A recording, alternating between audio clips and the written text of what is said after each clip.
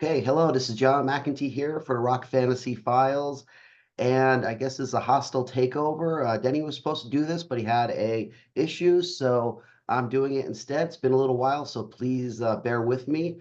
And yeah, this episode tonight was came up is Obie's idea.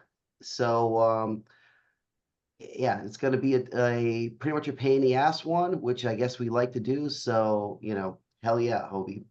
And it's about the year 1989 and death metal releases that year. It was a substantial year for death metal, and there's a lot to talk about. We're going to try not to keep this episode super long, but it's probably going to be long. Okay, so basically, we're going to start off. Oh, well, let me introduce everybody. I've got Steve Levan here. And we have Frank Tosi, we have Tony Dio, Ed Varsity, Count Ralphus, Tracy, was it not Staten? It was Stanton. Stanton. I knew I was going to screw something up. And we got Obie here, the mastermind this episode. Okay, well, yeah, we're going to pick our top 5 death metal albums of 1989. Also talk about some of our the guitar players that might have either influenced us or had a big impact on the scene. It's a tough because a lot of guitar players that year had a really big impact. The vocalist, bass player, drummer, whatever. I mean, it was a extremely substantial year for death metal. From my perspective, definitely was the year that kind of death metal broke, even though there were a few death metal releases before that. It was like in 89 came, it just seemed like an explosion of death metal. It was kind of like, for a lot of us, all the underground people that might have, been tape trading and stuff like that, finally seeing these bands come out with, really incredible albums. Either a band's first or second album came out around this time and just were totally, yeah, it was totally a devastating year. I mean, I couldn't eat it up enough. It was just driving me crazy, seeing all these killer albums come out one after another and all at a really high level. It was a really an amazing time to be a death metal fan and to witness kind of the official like floodgates opening of death metal upon the masses and stuff. And I think anybody that was there around that time could definitely agree. And even looking back, it's pretty obvious that this could be the most substantial year in death metal history, even though you had stuff like Scream Bloody Gore come out a couple years before. And I think Leprosy came out before as 88. Still, this was the year that like it just, things just went sick. Anyway, okay, well, let's start this off. I'm going to go in the order that I have you guys on my screen. I think this is the way it's going to be shown. We're going to go with Steve Levan first. Whoa, there's a surprise there. Straight to the slaughterhouse. Yeah. Yes. So it's just funny because there's so many releases that came out that year that I love. And I just kind of lump a lot more of them into the thrash genre than I do death metal, like Morbid Saint, Gamma Side. I mean, they really walk the fence where the music is very death metal like, but the vocals are not. And there's really no blast beats. And a lot of the stuff to me lean more towards the thrash side. So I don't feel like this year is prolific, but that's just my personal take on it. Like I said, a lot of it I just feel like was more leaning towards the thrash side, and the death metal was just starting to take off because I don't think Deicide even came out till 90, right? The first Deicide. So the Amon stuff was coming out, or the Amon demos were coming was out. Yeah. Right. Yeah, you know what? I never had the Amon demos, for whatever reason, but not until later on. But man, when that Deicide came out, holy shit! But right before it, the Morbid Angel, Altars of Madness, which did come out in '89. Okay, so I don't ramble and cause a ruckus here because hopefully we get this episode done at a certain time, and in no particular order except for my number one. So I was actually only prepared to do 3 albums, but since we're going to jump and do 5, it's going to be easy enough for me. And one thing I want to note is that these albums today sound as good as they did back then. And this music is so good that honestly, if it came out today, it would still sound good as well. So even though historically it sounds great, it would sound great if it was just released today. And that's really something to say about these albums. So the first one I'll talk about really briefly because I wasn't really prepared to talk about it. And everybody's going to say this one, I'm sure. Is Obituary, Slowly We Rot. Slowly We Rot. Not Slowly We Wat. Count Ralph has it up right down there. First time I heard that, I was really, really blown away. And whereas a lot of people like Cause of Death, that's their favorite obituary. I actually like this one a little bit more. I like the lead work a little bit. It's more to the point. It's a little bit more brutal. I mean, James Murphy's a beast. And when I heard him play, I wanted to stop playing because like, I just, you really weren't used to hearing that style of playing unless you were listening to Yngwie or something. But the first obituary, Murphy wasn't on, and just the leads were just so much more thrashy and so much more to the point. And even this album has a lot of thrash moments to it. It's definitely death metal with the vocals, but it actually has a lot of thrash riffage to it. The second one I'll talk about really briefly is Terrorizer, World Downfall. That one, I mean, you could say it's death metal, but is it really? I don't know. It kind of is. It kind of isn't. But it's a great album nonetheless. I love the song Fear and Napalm. It's so great. That's where Pete Sandoval was originally. And David Vincent played on that album too, didn't he? Yes, he did. Yeah, that's crazy. He was featured in a couple songs. Yeah, but he's back with them right now too. Right now, Terrorizer is back with Dave Vincent. No shit. Wow, that's fucking crazy, man. Wow. And you got All-Star there and Just a Potato. Young David Vincent, holy shit. So the next album that I'm going to talk about, this is the one that I think that maybe nobody else will speak about. I could be wrong about that because I mean Ralph knows everything, and you guys definitely have this knowledge. John, you've been around the block, Ed obviously, but and this album could be considered death metal. It could also be considered grindcore, but Repulsion Horrified. This album is, there it is right there. I mean, this album starts at one speed and kind of ends at one speed. A lot of people will say it's grindcore. I don't fucking care. It's about as heavy as fuck. I mean, absolute destruction of the planet when I listen to it. It's just brutal. It just grinds your face into dust. It really does. And it's got tons of blast beats. The bass tone is just insane. It's almost like Blackie from Voivod. It's just like almost sounds like a freight train coming through your living room. I was actually listening to this and I was just bugging out. I was like, holy shit, how is this something I don't listen to all the time? I mean, the vocals, he's like barking at you like a drill sergeant or something. It's almost like scary. It's like, get up off the couch and get to work. But really good stuff. It really gets me up. It really motivates me to do stuff. My fave songs on there, I love The Stench of Burning Death. I love Decomposed. It's 1 minute of just brutal insanity. It's just totally ridiculous. The song Driven to Insanity, that is a nice little two-step beat if you want to do a little two-step in your living room. And Festering Balls, the bass tone on that, it's heavy as huge brass balls. It's so sick. I can't really say enough about it. This album I could talk about all night, so I'm just going to move on right now. Real quickly, I wanted to bring up something with that. I forget now because I know Relapse reissued it. Was 89 was the year that Horrified was originally released? That was the one that Bill Steer released, right? Yeah. It was recorded in 86, but actually released 89. It was 89, and then Relapse re-released it, I think, 90. Later on, 3 or 4 or something. I totally forgot about that until you brought that up. I forgot that Bill Steer released it on his label at that time that he was doing it. And they had a 45 out back in the day. Ralphie, do you have that 45? It's got the most bizarre cover on it. I don't even remember. That was the one from Relapse. Pretty thick. You don't have that one, Ralphie? Oh yeah. Is it the Relapse 7-inch. It's like purple.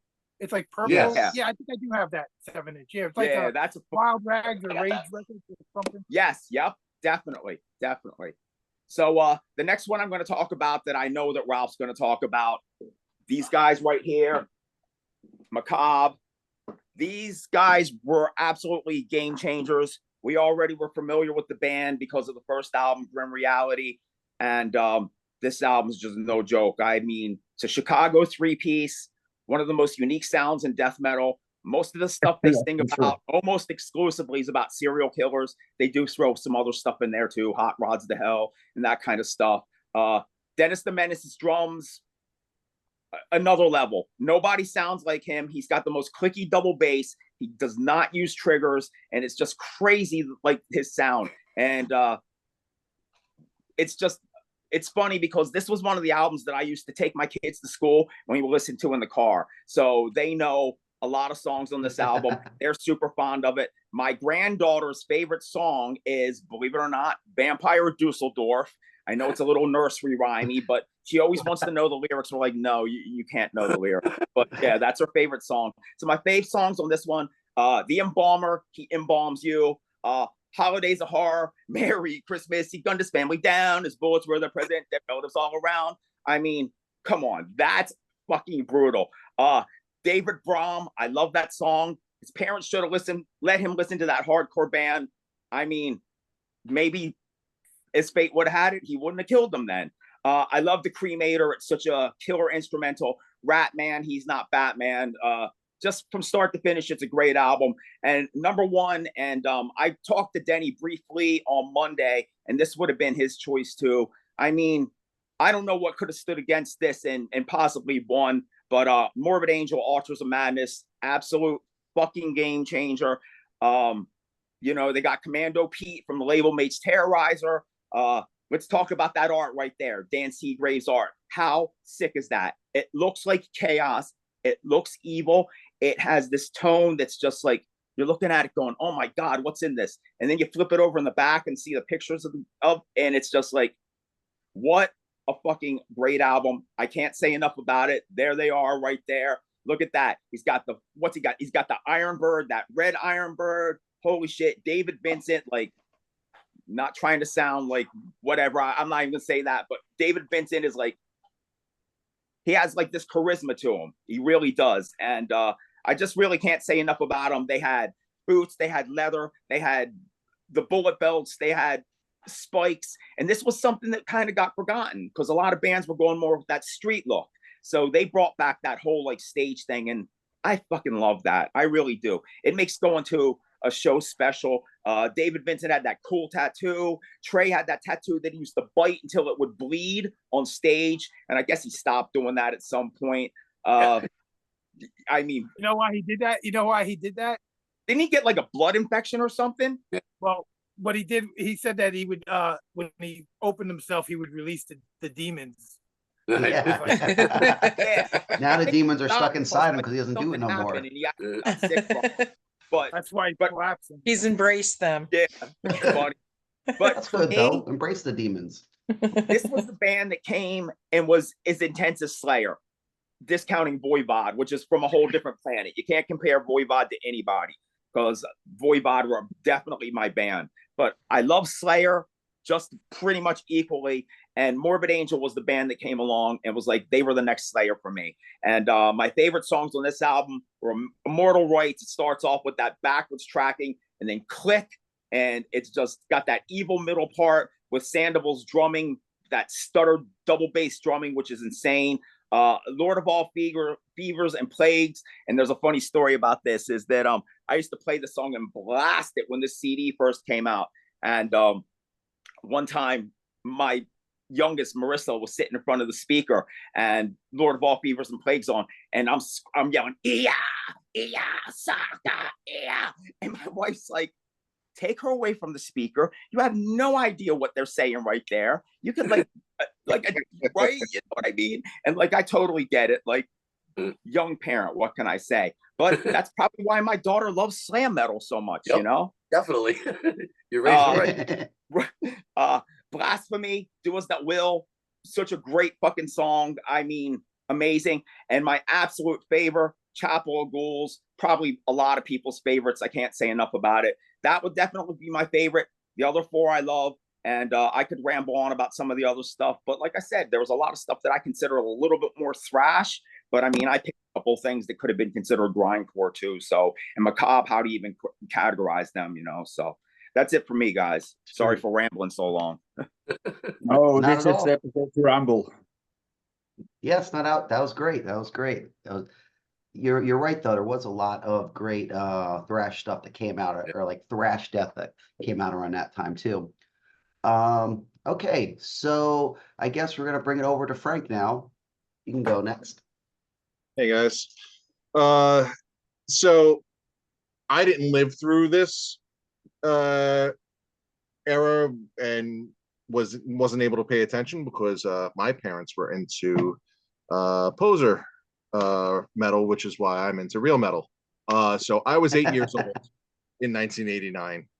So all this is backtracking for me, but I gotta say, this year has so much foundation for music, especially metal today.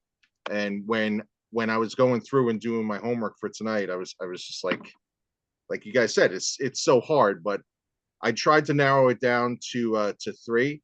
But what Steven said before, as far as it really translating a little bit more thrashy than death metal-y, it really is hard.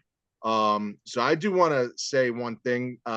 Sepultura's Stronger Than Hate is my favorite song from that year. And I know that's not death metal, but it kind of does fit in with the way that everybody was playing at that point in time. So Well, I think it's difficult. It's there's a fine line between some of those death metal bands and thrash, because a lot of those thrash metal bands were either transitioning to death metal or from death metal to something else. So I think it's fair if it, as long as like something like Sepultura, I think would still be considered death metal at that point. It wasn't until later, I think, when it got into groove, at least in my opinion. Yeah, It's my show today, even though it's Obie's. I'm the host, so I get to say, yeah, Sepultura in there. Nothing is So wrong sorry. today. so moving my number 4 would be Carcass Symphony of Sickness. I mean, that's I tried to write down the song names, and I don't know if you see my sketches over here, but like they had some crazy names on those songs. But they were really great. Swarming Vulgarist, Mass of Infected Virulency, midway point of that song, the breakdown of that, just killer. So I mean, I'm just gonna go on to my other pick, which is Bolt Thrower. A lot of people sleep on Bolt Thrower, and I don't know why. Bolt Thrower will kill you if you are driving. You can look down and you'll be doing 90, and you're like, oh shit, I shouldn't be listening to this while I'm on the highway. Realms of Chaos, Through the Eyes of Terror. That song had such a brutal groove to it. Prophet of Hatred. I love that song. I'm gonna say Obituaries, Slowly We Rot, of course. That album grew on me. I gotta be honest with you, like that wasn't my favorite, but it definitely did grow on me. Till Death, Internal Bleeding, and of course the song Slowly We Rot. I mean, it's really, really, really easy to get into, and I think it's a better those songs are better live than they are on the recording. At least I think the last time I saw Obituary was at St. Vitus when they did their double night stint up here a couple of years ago, and that was killer. I think you were there too, Tracy, right? Yeah, I was there. Oh yeah. Yeah. Yeah, they did the classics too. Yeah, it was just fantastic. And then my number one, I gotta say, no one set the standard for songs, for execution, and for imagery than Morbid Angel. I mean, of course, Altars of Madness. You have to put that there. Immortal Rites, Chapel of Ghouls, Visions from the Dark Side. I could listen to that album start to finish for days. That was actually set as my preset when I turned on my music in my car for the longest time. And nice. That band, they were just like all-stars, especially at that point in time. You couldn't touch them. You really couldn't. And sad to see a little bit how things have been going lately the last couple of years, but hopefully they pull it back together and everybody can come together again. Yeah, absolutely. I mean, Morbid Angel, especially at that time, is beyond comprehension as far as the impact that made. I mean, I know for myself, but I'm just one of many, that were impacted by that. Oh, you know what? I just realized, and maybe I'll go back to you, Steve, in a moment. But Frank, also, do you have any favorite? Oops, okay? Did you pick any say favorite vocalists, guitar players, drummers, or bass players from that time period? Oh well, those albums. Yeah. From those albums, Boz from Bolt Thrower, and of course Trey from Morbid Angel. I mean, there's just you can't really touch those guys at all. And as far as drummers go, Pete Sandoval is. I mean, he's the baller. How could you not say Pete Sandoval? That's a controversial pick. Yeah, hey, not for me. I'll say it that way. No, it is. He's one of the best. I'm a guitarist, so I don't give a fuck about bass players. So I'm sorry about that. Cool. And what about you, Steve Levan? I mean, drum wise, obviously you got Sandoval. Like I said, Dennis the Menace was one of the best at that time. I mean, still is today. Guitar wise, Trey, dude. I mean, come on, he was just so ridiculous what he was doing. Gene Pablucki kind of took his style a little bit, and I actually like what he does better with it. So, but I mean, Trey was really he was really doing something that nobody else has ever done aside from Gene Pablucki. So I would say him. Bass wise, I like what David Vincent did. Jesus, who was the bass player from Macabre? Various. Thank you. Yeah, I was gonna say Corporate Death, but I knew that wasn't right. Vocal wise, David, definitely David Vincent. And what did I miss there? I don't think you did. No, I think I got it. Yeah, okay, so we're good then. Yeah. That's cool. And anything else, Frank, to add? No, it's just it's 1989. It's hard because you don't have Deicide and you don't have Cannibal Corpse to throw in there. That's a year that would change. The next year. Yeah. Okay, cool. Well, let's go to North Carolina with Tony Dio representing, yo. NC representing. So, I can't profess to be the biggest death metal connoisseur like some of you guys because I'm into so much different stuff. But I mean, I was there when it was coming out, and I was more into thrash in 88, 89. Still listening to my Uriah Heep and UFO records and stuff as well. But it was cool to see all these bands coming out. And I remember I had a friend that was buying all this stuff. I remember him having Terrorizer, and I remember him buying Symphony of Sickness from Carcass, and we're opening up the gatefold and you see all the body parts in the collage. We're just like, this is just crazy, And but I liked Venom and Celtic Frost being one of my favorite bands. So it kind of easing into the death metal thing with all these bands coming out. And, I was already into death. I liked Leprosy and Scream Bloody Gore. So, I was kind of slowly, dipping my foot into this new thing that they were calling death metal because it was really catching on by 89. But most of the death metal albums that I really like came out after 89, especially like between 90 and 93. There were so many good ones. And, I've shared with Obie back in those days, in that period, we had so many of those bands touring through Raleigh. I mean, a bunch of it's on YouTube because there was a guy that was always filming shows in Raleigh. So a lot of shows from the early 90s are on YouTube or clips from them anyhow, from various bands. And so my first pick, I'm going to go, glad John said, Sepultura was cool to put in because this is really one of the first ones that got me into it, was Beneath the Remains. I was reading about them in magazines, and like all these bands were starting to get featured in like regular publications. Like Rip magazine was one of the first ones. I mean, you didn't see it in Circus and Hit Parader, but Rip would put these bands and feature these bands in the magazine, so you could actually, and you see the ads from Roadrunner and earache and stuff. So you would hear about these bands. And I mean, this is still the best Sepultura album ever to me. I would go back and I like Schizophrenia too, and I liked some of the stuff later, but they lost me into the whole groove thing. But yeah, this album is great. I mean, Beneath the Remains, title track, Inner Self, Stronger Than Hate, Mass Hypnosis, just so many great songs on this one. Mass Hypnosis. Mass Hypnosis. Yeah. And then we're gonna go with Slowly Rot from Obituary.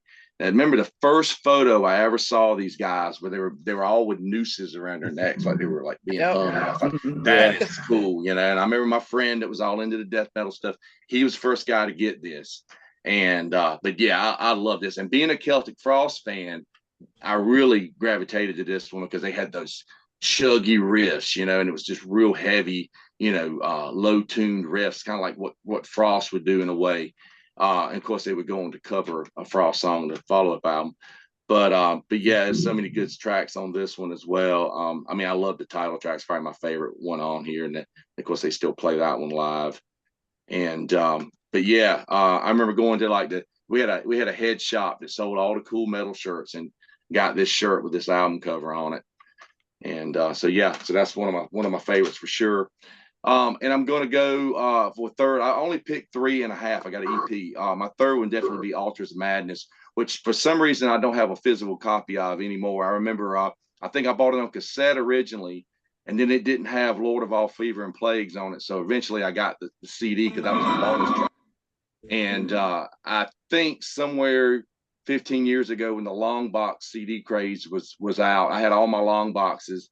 And I sold a bunch of them on eBay, like the CD and the long box. I think I sold my original CD with that for like $150 something, and got a rip of it. Just never picked up another physical copy, which I need to do.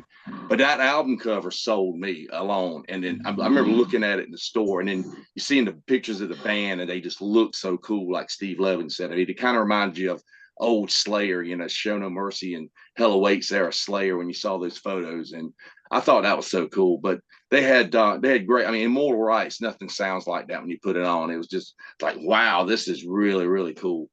And I always liked Maze of Torment, and Chapel of Ghouls was another one of my favorites on that one. And so I said I picked 3. Another one I wanted to throw out. This is one of the early death metal bands from North Carolina. And John will recognize the first False Prophet. Hell yeah. Yeah. That's our boys. Hell yeah. Down across, I mean, they sounded so evil. And I'm like, man, these guys are from around here and they sound this evil. Paul just, he sounded, he's pray to the devil. And he just sounded so evil when he said that, yeah, great band. Just a cool band to see back in the day. And I'm glad you brought that up, Tony. I'm glad you brought them up. Very cool. Yeah, cool band. A band that should have been huge because they were there at the beginning. Things just didn't work out for them to kind of get into the flow of things to keep building. It's kind of a shame. You ask about musicians. I got to go. I got to go with my Obituary guys. I mean, Alan West, great guitar player. I read somewhere he said he was a big Michael Schenker fan, and you can kind of tell when somebody's still his soloing a little bit.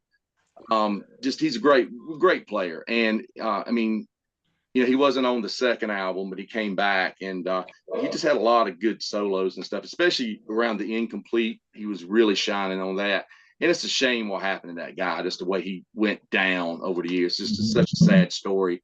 With drugs and everything. It's really sad.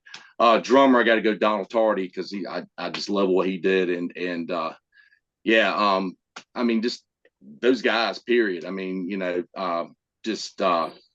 John Tardy, great singer. I love what he does as well. I think I read somewhere where he said he didn't even write lyrics for the first 2 albums. Yeah. Mm-hmm. Yeah, the lyrics. With vocals like that, you don't need to. I love it. Truth. Just vomit. Yeah. Blood burping, as we used to call it. Yeah. Cool. Well, yeah. What was it? Just going off what you said about Alan West. I think I like almost everything that he's contributed to as a guitar player, because I know he played on some early Massacre demos. He did even the first or second 6 Feet Under. I'm not a huge 6 Feet Under fan, but First studio. those riffs are pretty damn good on some of those Yeah, songs. that first album, man, is Yeah, I the love first- the first album. Yeah, the riffs on Only that, and one. that's a lot of Alan West's riffs. And I think he played with a couple other bands too, like He Lowbrow and he had stuff. his own band, Lowbrow, for a while. Yeah. Lowbrow. And Yeah. even that was good. I mean, that was, Mhm. I mean, it was came out at a time where it wasn't really fashionable to play that stuff. But for me, anytime I hear that kind, it just has a style of picking and this riff Yeah. style that you just hear it and it's like hell yeah. I Yeah. thought it was really great. The Massacre demo we played on, where you know, you have Massacre with Alan West, so you have some of his guitar riffs mixed in with Rick Roz's riffs, Yeah. and then having Cam Lee on top of that was just like that was something super special. But yeah, I'm just happen to be a big fan of the stuff that Alan West did, and it is a shame that he hasn't done so well in the. It's been quite a while now, but the last almost 20 years now, he hasn't really done much Yeah. musically. I know he's had lots of issues. It's really sad. Yeah, those 6 Feet Under. I mean, the first two, man, it had so many great riffs. That second album had just, it was groove metal in a way, but it has such fat, just killer riffs on it. The lyrics were stupid as crap. He just kept repeating the same line over and over. Like, dude, your brain is fried, man. Get somebody to write some lyrics for you or something. You know? How did you go from Cannibal Corpse to this? You know, He took over. He wanted to pull a John Tardy, but failed. You know. Yeah. Exactly. Yeah. But the riffs on that album, I think, are pretty good, actually. At least the songs I heard. I don't have any of those albums because for personal reasons. But the riffs that I did hear was great on that album, actually. Like good, just those good mid-tempo, obituary kind of sounding riffs on it. It's pretty sick. Mm-hmm. Okay, Lowbrow had some of that stuff too. I think that was the bass player from Savage too was in that band. Nasty Savage. Yes. Yep. Nasty Savage. Yeah. Yeah, I had a guy that I know from North Carolina had a label that put those albums out, and he went out on tour with those guys, and he just said they were nuts. He's got some Alan West drug stories. I'm not even going to repeat on here, but there's some stories I have too, which I can't repeat either. It's not ethical. It's not tasteful. No, not at all. But yeah, awesome. Okay, well we'll go to Tracy next. Okay. Ironically, this is my graduating year. So I hadn't heard a lot of outside of the US. I mean, Bolt Thrower, of course. I adored that album. But the one that I'm going to throw in is Atheist Pieces of Time. That album just like hit me like, thank you, my dear. Thank you. It was a smack in the face, but it was a pleasure. It was the guitar playing is just phenomenal throughout the whole album. I can listen to it track to track to track, the whole album all the way through. It broadsided me in that year. I mean, considering we had so many other releases, and Room with a View is just always been a favorite. And Kelly is just an amazing guitar player, an amazing person. I just love Atheist. Next would be Obituary, Slowly We Rot. And it's just that's classic. I mean, we didn't know what we were listening to when we were listening to it, but everything about Obituary was very different. It didn't follow any previous flow.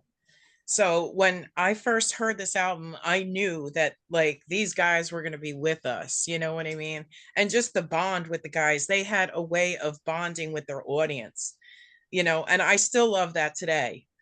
And of course, Morbid Angel has to be number one with Altars of Madness, track for track, just amazing. It's their best album, their first album, their best album. And you just can't go wrong. And Blasphemy has got to be my favorite song off of that album. It's just intense. I've got to say best drummer would have to be Pete Sandoval, of course. Terrorizer was something very different coming out at that moment. More of the grindy edge. I like that, the grit, you know. What else do I have here?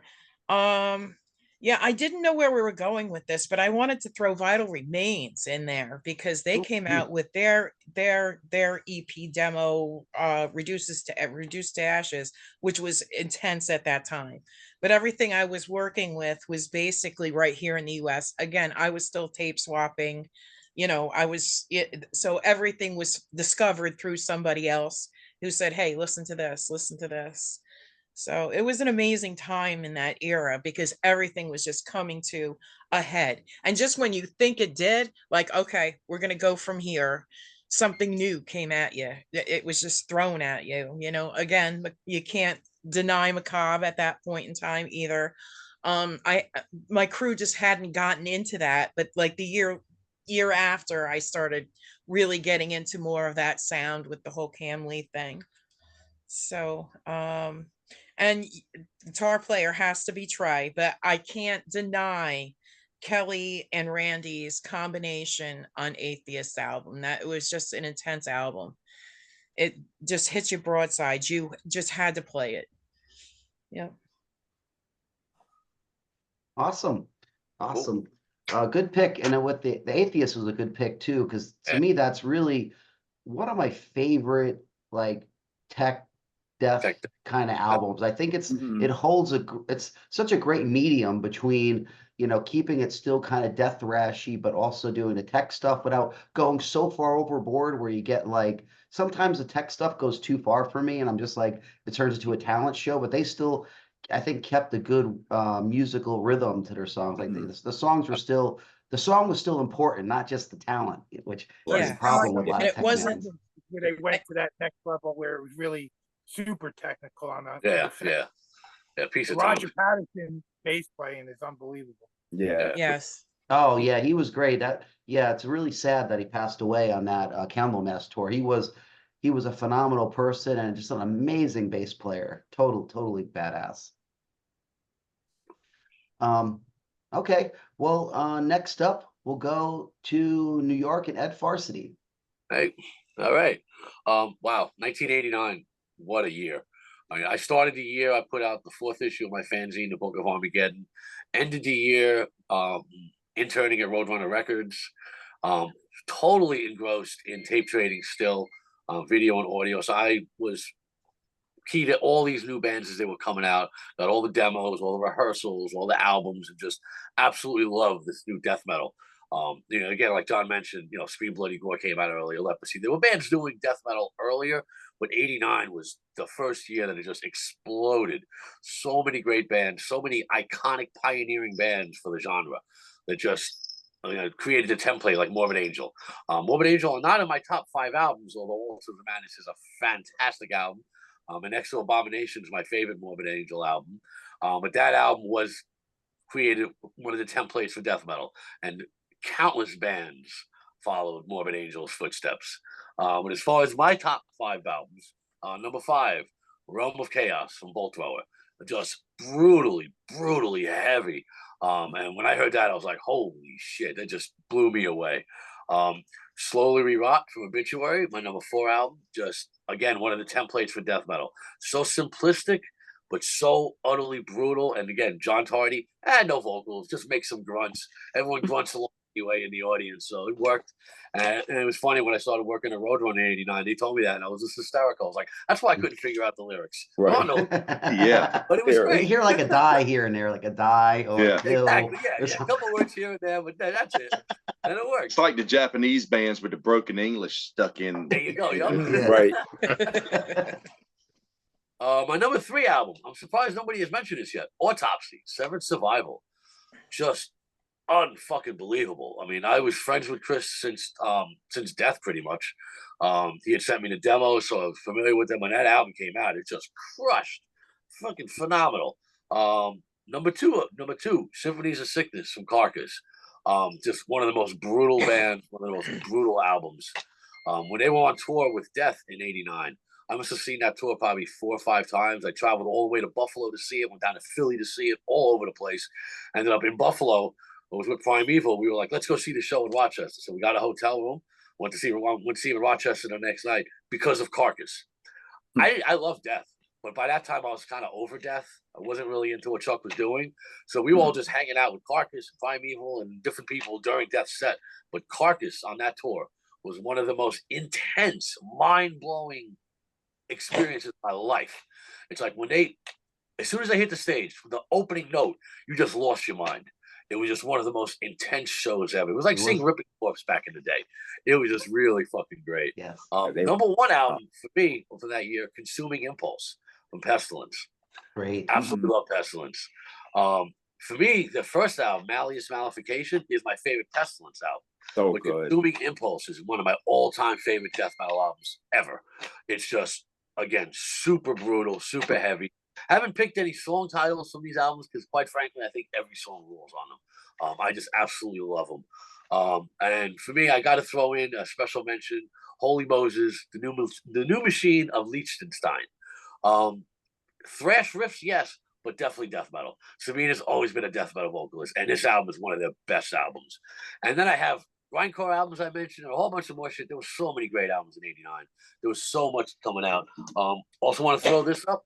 You guys mentioned the Repulsion 7-inch before, the Relapse put out. Yeah, there it is. I didn't volunteer any props because I have all the albums and demos, and I figured Ralph's going to have them all anyway. But this one nobody had, so I pulled this out for you guys. And props to you, Tony, for mentioning False Prophet. Yeah. Yes. I love False Prophet. Their first 2 demos were 2 of my all-time favorite demos. I put out their 7-inch when they changed the name to Infernal Hierarchy in 1993. I never knew that. Records. And Still one of the most wicked album covers. Cassette covers. Absolutely. I love those guys so much. Great friends with them. Known Paul since the first demo. Scott's become a great friend. Booked them many times. Love them. John knows, Tony knows. Great band. Never got their props. Hopefully when they get the lineups set now, rest in peace, their bass player. They'll be fucking on top of the way too young. The original guitar player passed away a couple of years ago too, Mikey. Yeah, yes, he did. Yep, yeah. Mike's the one I was originally in touch with back in the day with the demos. He sent me the demos. I did an interview with him for one of my fanzines. I love that band. So anyway, there you go. 1989, definitely one of the best years of all time for death metal. As far as members, top members for me, guitarist Bill Steer. I love his riffing on symphonies. I mean, he's a fucking great guitarist. Drum-wise, as everyone has said, Pete Sandoval. You cannot get better. Pete is like Dave Lombardo, one of the all-time greatest, and Gene Hogan, the greatest drummers of all time. Terrorizer, Morbid Angel, you can't get better than that. Bass players, Joe Bench from Bolt Thrower and Scott Carlson from Repulsion. Just brutally heavy. Yeah. You feel those bass lines. That's it. Vocalists, they all rule. Death metal vocalists are fucking amazing. I love them all. Awesome. Yeah, and about False Prophet too. Yeah, I totally feel that they're criminally underrated. It just maybe it was because of the time being in North Carolina, didn't get the exposure that some of the other bands got, but it's like I'm sure there's like other bands too and like other places that were so awesome that just never really got the acclaim that they deserve just due to the area that they were at. Because we were from New York, so it was like even though there was a lot of great competition, it was still easier to get noticed by people once you got a chance to like play in front of people or something like that. But yeah, a band like False Prophet, it just was a smaller scene, especially at that time in North Carolina. The death metal scene wasn't what it is now, even, I don't think, No, it wasn't. They get a lot of radio play on the station. Yes. Cool. It was weird. The breakout band from North Carolina was Confessor, and they weren't even death metal. They got signed to Earache. They were heavy. Honestly, that was almost like out of left field when they came out. I was like, who the hell's this band Confessor that I heard from North Carolina. And they're definitely killer band. I think they were on Earache, right? They were on Earache, and like I said, were probably one of the few bands that weren't a death metal band on Earache. Yeah, I remember. Along with Filthy Christians. What was that? Filthy Christians. Yep. On Earache too. Yes. Okay, well, we'll go to Obie now anyway. So here, why don't you start your all right. top 5. So since this is my episode, I gotta do this Yes, you right, get it. right? Yes. I've been My eager.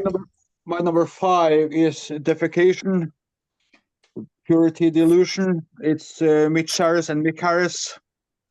They did it back in '89. I feel that album is underground classic. It doesn't really get much attention, which is kind of weird for me because it's so well. It's like it's so good because you gotta imagine that Mick has just done from a translation to enslavement, and he has done the Mentally Murdered EP, and then they just throw out these two at the same time. I don't know how they can do it, but as for songs I really like is Popular Belief, Earthly Remains, Vestige of Earthly Remains, and Contagion is my favorite from that album, and I hope that album gets like more into the picture again, like getting re-released or like more people get to hear it. That's a good call on that one. That's one that does go under the radar, but it's definitely a great album. And I mean, what's it? Mick Harris was a total workhorse back then. I mean, I don't know, the guy was just nonstop. Like everywhere, he'd either be playing drums, you just hear him, talking or just doing. He was always doing something. He's just one of those guys. He seems like he's always on it. Especially Mick back the then. Tornado Harris. Yes, So and massively influential too. Unbelievable yeah, his influence. he invented the blast beats. I would say like we know him today. Yeah, in my opinion, maybe yeah, I someone think else he's does important. something He's else, but super. I think Mick Harris because of Scum back in '87. I mean, I don't think anyone played faster than him back in '87 or '88. For number That's the four, best thing I heard. yeah, number 4 is Pestilence. I discovered Pestilence a little later. I've talked to Ralph about this, but because I was mostly focused on the US side and stuff, but it's such a good album. I mean, it's technical. It's like it's no album like it, and it's such a radical change from their first album. It's like night and day. I mean, you hear both albums are Pestilence because of the vocalist, but I mean, as in musical wise, it's like we have learned 3-4 riffs to like we have 50 riffs. That's from one album to the next, and that's 1 year between. So it's like they have laid down some serious work on this album. Favorite songs is Chronic Infection, Defy Thy Master, and Suspended Animation. Are the ones I really like there. As for number 3 is Atheist, Piece of Time. Yeah, Atheist for me is such a great album. I mean, you can hear it's the birth of technical death metal. But for me, it's like because the side got inspired by me. If you hear On the Sleigh, when the bass drums, it's the same as in Hell I Burn with the side on Legion. Nocturnus, and Meshuggah, I would say Cynic, I would say Death changed their sound after this album because they were already making spiritual healing, but that big transition to human, I would say, is Atheists doing. Because I agree with you, Obie.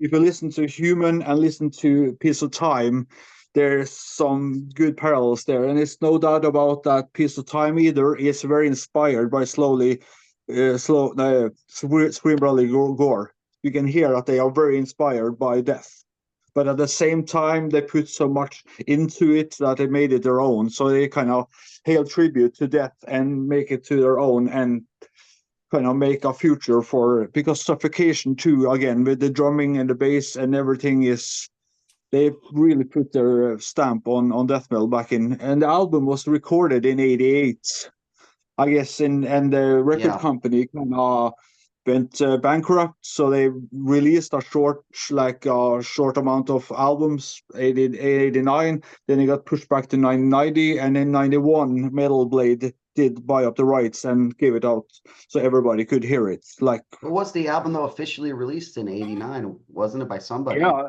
Or their other 31st of label. July '89 is the official, yeah. Yeah, because I But only it's had a like bootleg they went copy on tape. bankrupt. Yeah, that's right. I think they released it and went bankrupt. That's correct, right? Yeah, that's why Yeah. it's got limited distribution, I guess, back in '89. Yeah. But it was recorded in '88 too, so if it'd been released in '88, I believe that Leprosy would have had a competition, real hard competition back in '88.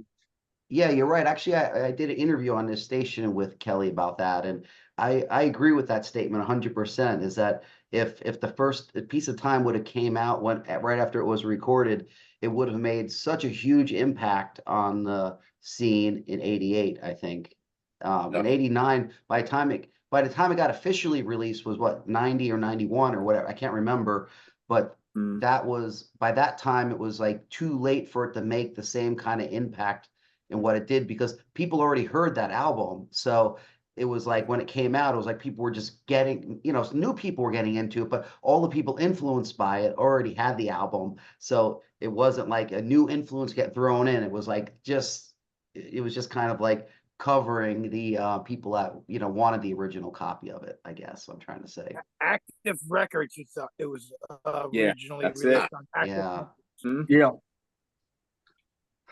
And it's such a cool artwork too. For number 2, I have Bolt Thrower. Yeah, it's such a good album. I mean, it's when you listen to In Battle There Is No Law, you can hear very crust punk and like, because Carl Willits and the gang, they were really into crust punk and this whole scene. So, but for Realm of Chaos, they also did a radical change. Lyric wise, they become more better, and the songs were tighter. You can every song on Realm of Chaos you can recognize by the first few seconds. That's a little bigger problem to do in Battle where there's no law, but on Realm of Chaos you can pretty much pick out them right away. Songs I like the best from that album is Drown in Torment, Dark Millennium, and my favorite song from the album is Lost Souls Domain. I mean, I know that the most famous song from the album is World Eater because of the World Eater. You do that so well. Yes. I've heard it a couple of times, so it's kind of it's embroidered in me. And number 1, I feel is the most brutal album of the year. I feel it's the most significant. Like, it has things that no other band has, and that's Carcass, Symphonies of Sickness. I mean, when Reek Putrefaction starts, and that it puts such a mood that it scares the living shit out of you and more. Yeah. And it's such a good album. And it's the first proper song I really heard too.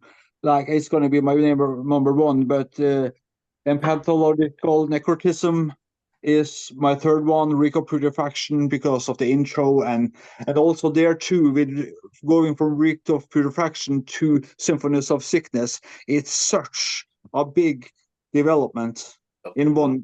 I guess Reek Putrefaction was recorded in early '88, but the producer fucked it totally up, so they have to re-record it, and really fast. And then at the same time, the producer managed to fuck up the master tape, so it's all muffed and all broken. But I guess it has a legendary status because of it. My favorite song though is Embryonic Necropsy and Devourment. That lead guitar, I heard it on the radio. We had a radio program on the local radio called Witching Hour from 11 to 12 at Thursday nights, and that's what I got introduced to a lot of stuff. But Embryonic Devourment was my first song I heard, and I was like, this is not Scorpions, this is not Motley Crue, this is not this. I'm like, yeah, your brain exploded. Yeah. As for favorites, I guess was players and stuff. I will start with guitar player.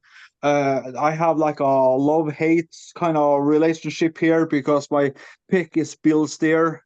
I mean, he did Scum, he did From Enslavement to Revelation, he did Carcass, and he changed also, I think, because of Atheist with their third album, because that became much more technical. They added Michael Amott and stuff, but hard work is really what they got really famous for, and that started the whole Swedish Gothenburg scene and the second wave of death metal, which I cannot stand. So that's why Bill he can so well, but at the same, he's such a sellout in my mind, because when you have talent, you don't waste it. But I guess you can grow tired and want to expand your horizons. But I mean, there got to be limits, man. There got to be some limits. Well, he did start his other band though. Huh? Well, he did start another rock band that he was doing for a while, Firebird. right? Firebird. Firebird. Yeah. So he did kind of go off on it. Like I guess he realized by writing Firebird songs, this isn't Carcass anymore. You know, it's like let's start a new band, which is smart. Yeah. You know. I really like those 5 songs that was made before Swan Song, with Edge of Darkness, and those with a JFK autopsy picture on it. They wake up and smell the carcass. There was a lot of goodies on that one. Bass player, I would say Robert Patterson. I mean, he puts the blueprint for everything to come in technical death metal. I mean, many people will say that Nocturnus, the key, is the first one, but I would say Atheist Piece of Time. I would say Nocturnus could get away with that. They were the first concept death metal album that was ever made, because the story of the key is kind of really cool. But with the whole thing going back in time and killing Christ before he was born, and the whole thing, it's really good. But that will be next year. Bass player, yeah, that was Patterson. Drummer, who did I have to go through my notes here. I would be Steve Flynn from Atheist Piece of Time. Frontman, vocalist is Carl Willits, Voltower. His way of lyrics, he writes such good lyrics. I mean, I don't know how many ways you can describe war, but he finds a way every album still to this day to describe war. So, yes. And he is really smart because he has read a lot of poetry and a lot of books. I think that will help him. So he is very good at using words, even though he actually also gets pronounce them so you can actually hear what he sings. And he has done that from the start. So that's why I respect him a lot. Mm-hmm. Awesome. Anything else, Obie? For first round, no. Okay, cool. Awesome. Well, what was it? I forget what I was thinking. I always lose my train of thought. Anyway, I want to go next with my top 5, and it's pretty much stuff that we've already brought up, and I don't have it in order because it's impossible to put it in order. And I haven't picked songs either because all these albums, to me, they're all flawless from start to finish. So it's really difficult. Picking them would just be like I could pick any 3 or something, and they're my favorites. But perhaps you could like talk about your impressions when you bought them, because you were so much in the scene at the time. Yeah. Okay. Well, the first one I'm gonna go with is Obituary Slowly Rot, and I was a big fan of them beforehand with the Executioner songs. I had the Raging Death compilation that had those songs on it, and I was like, who the hell is this band? It's Executioner. It's so freaking heavy, and I didn't really like know too much about them. I heard rumblings about them changing their name to Obituary and doing, you know, that they were going to do an album or something, or sign a Roadrunner at the time. But man, when I first heard Slowly We Rot, it was just like, holy fuck. Like, yeah, just those vocals, that riffing, that Celtic Frost sound to the riffing, but like it was Celtic Frost, but still different, you know? And like I said, definitely the vocals made a huge impact, but everything, I mean, for an 8-track recording album, I think that sounds fucking amazing, especially at the time. It was like,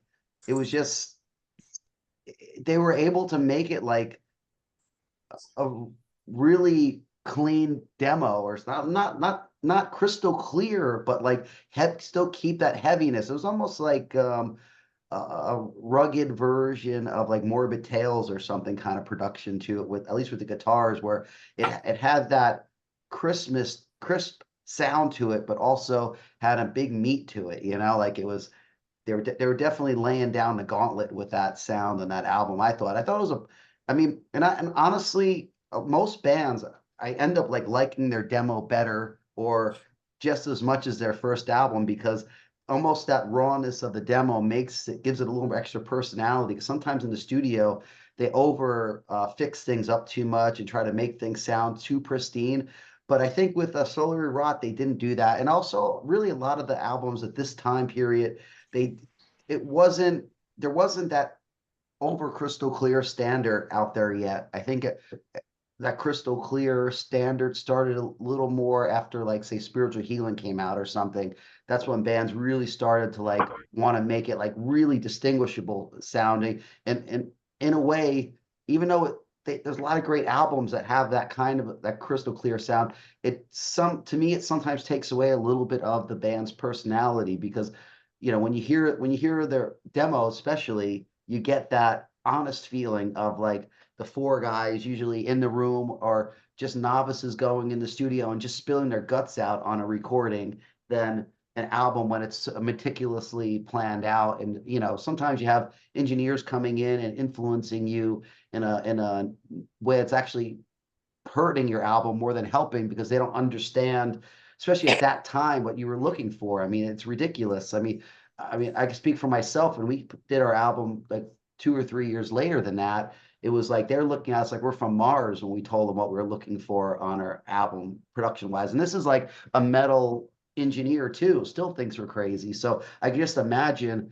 in 89 or 88, when these albums were recorded, you know, in the studio, they must be like, these guys are just on crack or something, but we'll record whatever they have, you know. I guess they're paying us, kind of thing. But anyway, that I went off on a tangent a little bit, but Slaughter Rot is, yeah, just an amazing sounding Just a album. quick question about Slowly Rot. I mean, I Yes. remember when I first heard it, all songs fade out fade out. So it sounds like there's much more to the album than got caught on the disc. Yeah, it would be nice to just hear like the actual where they stopped or whatever at the end of it, you know, to see what happened. Yeah, it is true though, because there was a couple of like almost uncomfortable fade outs on that album. I remember you listening to it, it's like, okay, that's it, it's over. Yeah. But it's still awesome. I mean, that album still holds a special place in my heart, and it's my favorite Obituary album. I mean, I like other Obituary albums, but that was the one that made that impact on me, where as a songwriter and as a guitar player, it was one of those albums that I wanted to get to the next level after hearing, you know, like it just gave me that inspiration. But to be honest with you, I think every album I'm listing was like a next level album for me. Like you just think like, oh crap, I got to really step up my game, or it gives you that inspiration to want to really just kick ass even more, you know. But next on my list is Autopsy Severed Survival. I think it would be ridiculous if I didn't bring that up, people knowing how much I love Autopsy. And for me, this album, yeah, I mean, I had the demos. You know, obviously, you know, Scream Bloody Gore I had. So, I mean, I was really looking forward to the album, and it absolutely didn't disappoint. And what's great about Autopsies, they always bring something a little different and weird to the table that you wouldn't expect on a death metal album, but make it fit like a glove. Like you wouldn't even know that it's something different. Like a lot of bands try to incorporate different things into the music, but then it strips away its death metalness. But with Autopsy, it seems like whatever they come up with, they're able to just throw enough mud on it and grit to it where it just makes total sense. And yeah, it was another life-changing album. I mean, I love everything about it. I love the vocals, the guitar playing, the production on it. I think is great. And it was definitely cool on that album being pen pals with Chris at the time and knowing Eric, that to see people that I actually associated with, like putting out albums that were just so incredible, was that like made it actually even cooler, that actually reminds me of a funny little story is like I was good pen pals with Entombed at the time. And when I first seen their album at Bleecker Bob's, it was just like, wow, this is like part of us. Like a lot of these releases when it came out, it felt like we're finally getting our voice, like we're being heard, our dedication to the underground and this music is finally getting its chance. So it was a very inspiring time. So yeah. And the third on my list is Morbid Angel's Altar of Madness. I mean, if I'm being honest, which seems ridiculous, at the time I was a little disappointed with it because I was such a huge fan of the Abominations Desolation EP and the like Kingdom Come demo and the other demos that they did, like the rehearsal demos they did and stuff. But it just took me a little bit to get used to it because it was a little bit cleaner than those releases. And at that time I was kind of a real I was really a stickler about having my death metal be too clean. Plus, I just seen them before that album came out. We've seen them in those New York shows that Immolation and Revenant, my old band, helped put on, and it was just so inspiring. But once I kind of like gave it a little bit of a listen and stuff, as far as breaking it in a little bit, I mean the album is a masterpiece and one of the most important death metal albums, I think, in history. I mean, it inspired just so many people. It's unbelievable to want to push things to the next level and to be around Morbid Angel at that time. Was it 89? It was, no, 88 when they played. Those shows. Was that? 88 were those shows. Yeah, it's 88. It was, I think it was October or something, 88 or Yeah, November. late 88. Yeah, they were up for like 2 Yeah. weeks. And for myself to be around those guys, I mean, it was basically Morbid Angel, and then John D. Plachette was their merch guy and sound guy from Necrovore. So my mind was blown, like to be around these people that were like, that I looked up to so much and was such an inspiration to me, just became even more of an inspiration to me. And I would say it inspired me so much that I even ended up eventually leaving my former band Revenant to do Incantation, partially based on the fact that Morbid Angel inspired me so much back then that it's really, really a special thing. But yeah, I mean, the album's amazing. Everything, the songs are amazing. The riffs, the vocals, guitar playing, drumming, obviously. I mean, I think there wasn't an album before that played that fast, that tight, and that vicious. A lot of times when it was that fast, it was more of a messy, more. I will say it was the first band to take grindcore and make it death metal with the blasting, at least in my opinion, the one that really did it the right way. Next on my list, and like I said, these are not in order, is Pestilence Consuming Impulse. I mean, that freaking guitar tone, holy fuck, dude. When I heard that, just the din, din, jin, jin, jin, it was just like, dude, I just remember it basically took the scene by storm when that album came out too. I mean, everybody was listening to Consuming Impulse, and his muted picking chunks were just like, just blew my mind or whatever. And it's just catchy songs, and the vocals, what's his name? fuck. Martin Van. Martin, Martin. yeah, of course.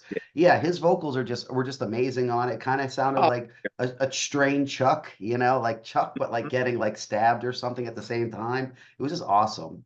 What were you gonna say, Steve?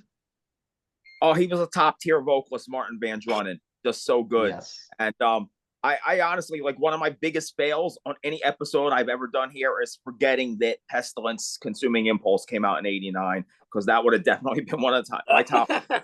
Somehow, now in my Yeah. notes, I forgot about fucking Autopsy. I fucking love Autopsy. Yeah, really. So I'm just sitting here like, A this fun thing though is my that head. the How fucking Chapel forget now? Chapel What's- Ghost is very famous for its kind of like the sound effect. It has that kind of haunting effect, but that is also on Pestilence album. We have that haunting choir. Yep. Oh yeah. Yes. So that's kind of Yeah. ironic that two bands have that ironic sound and they are so different from each other. Yeah, totally, totally.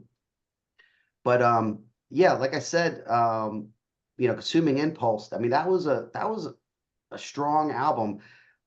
I just remember everywhere I was going, people were listening to that album. It was actually a little bit of a disappointment because, and I don't just mark it up to say Martin leaving the band, but it's they didn't stick with that style long enough. Like they started Yep. off really good. So I good. think they really did great on Consuming Impulse, mixing in a little bit of the technical stuff. And I think what they did is they did the same problem that a lot of technical bands do, a lot of, you know, say the thrashier death metal bands do, especially, is they get too technical on the next one and they keep taking it to the technical until people get worn out with the technical aspect of it and they start forgetting about the quality song structures. That's why Consuming Impulse is a great middle album, because the songwriting is really good. It's almost like you know, Pieces of Time, where the songwriting's really good, but it also has the technical stuff to it. And that's the thing that I mean, of course, bands do whatever the hell they want to do. That's fine. But for me, I think it's always important to be able to you know, not over worry about talent showing the songs up and do what's best for the songs. And if you could add great you know, complex parts to it, as long as it makes sense to the song, I think it's perfectly, I mean, it's a great thing actually, but it's more the core of the song is what's most important. And Consuming Impulse, those songs all have a strong core to them, and then all the extra stuff on it is like icing on the cake, you know. It's kind of like the, you know, a little rose and a little flower and to write the name on it, like all that. That's like the technical and the lead and the playing, but the riffs themselves is the actual cake, and that's what makes that album really great. And then my last one out of 5 is Bolt Thrower, Realms of Chaos. I mean, the first time I heard that, it was just like, I don't even know what to fucking think. It was like the heaviest thing. I thought I heard some of the heaviest bands ever back then, but then once Joe Bench's bass came in, it was like it just sounds like a boulder hitting the ground, you know, every time it comes in there, and it just so amazing. I mean, um such a brutal album, and it was a great transition for them to from the more punkier sound of In Battle There's No Law, which I also think is a great album, but this is definitely them structuring the songs. It's an interesting way, because they never really structured the songs exactly that way again afterwards. Like after War Master, I think, was next, and War Master is kind of like how they got to their comfort zone or whatever with their riff writing, but when Realms of Chaos has a riff structure on there that's just different than the stuff post that album, and it has a little bit of what was on In Battle There's No Law, but like done, say, in a more coherent way or less punky way or something like that. But I love, I mean, Realms of Chaos, I mean, there's no stinkers on that album, and just the heaviness of it, you know. I mean, obviously being from Incantation, I love the heaviness of it, where it's like overbearing heavy. It was almost like they just said, we don't give a fuck if speakers can't handle us. We're going as heavy as fuck. Like everybody could fuck off, you know. And I think that's great when you're doing an album that you want to leave the studio telling everybody fuck you, you know. And that's a perfect album, you know, it represents that. So yeah. And as far as my favorite musicians from that time, that's a super difficult one too. But I have to go with Trey Isaac though. I mean, his guitar playing was just groundbreaking. His riff playing, his riff structures, riff playing, his feeling in the solos, it's top notch. I mean, it was something above and beyond. And one thing I wanted to bring up too about Morbid Angel, which was really so great when that album came out, is that Altars of Madness was the album that everybody was looking for that didn't come out before. It didn't come out yet. Like since like a Slayer or another band like that came out, you know, say a Hell Awaits or Raining Blood, like people were waiting for something else to come. And that was the album that delivered on like that next level, like, you know, of brutality. At least in my opinion, it was, you know, it was like death metal is kind of like before Morbid Angel and after Morbid Angel influence or whatever. I mean, you could say that about numerous bands, but Morbid Angel definitely had a super big impact on bringing the brutality and the say the technicality with still having the technicality mean something in the songs. That's another great example of mixing talent with good song structures and stuff. You know, all those songs are they're maybe some of the easier Morbid Angel songs to play, but they're still very complex songs, very well thought out. I mean, you could tell those songs were vetted like a motherfucker. You know, especially if you listen to some of their earlier versions of the song, you could hear slight changes throughout times and, you know, where they're just building into something that's monumental. But anyway, bass player, that was a tough one because of course, you know, Roger Patterson was great bass player, but I think I'm gonna go with Joe Bench because I just love that boulder dropping. Because at the end of the day, it's like you want the bass to bring the heavy, and man, does she bring the heavy? She doesn't fuck around, you know. And drum wise, man, that's impossible for me too because of course, Pete Sandoval was a game changer. I mean, and I was super impressed that he was able to transition from single bass to double bass in like a month or two's time. And because he only joined the band about 2 months or so, if I remember correctly, maybe three max before Altars of Madness. And he was able to master double bass when for the original songs on the Terrorizer demo and stuff were all single bass. He was all playing single bass, like almost like hardcore type grindcore beats and stuff like that. So that's massively impressive. But I still might have to go with Chris Reeford because I mean, fuck, dude.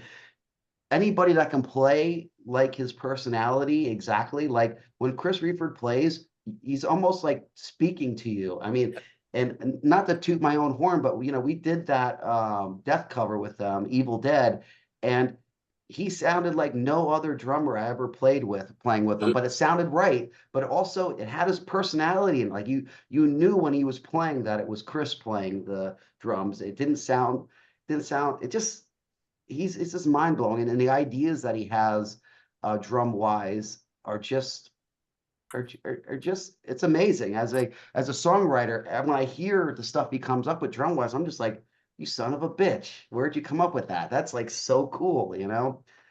And okay, I'm going on a little too long here, so I'll try to chill out. And then was it vocal wise? I even though I think all those vocalists are great, I'm gonna go again with Chris Rayford on vocals. I just love his style of vocals. But I mean, there's no you know, there's really no wrong answer, like Ed Farsi said.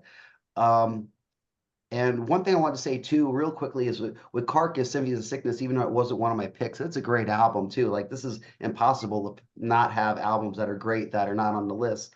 But I thought that Symphony of Sickness was also the perfect transition album, or like zone of writing music between Recaputrefaction and what was it? The Necroticism. It was the next one.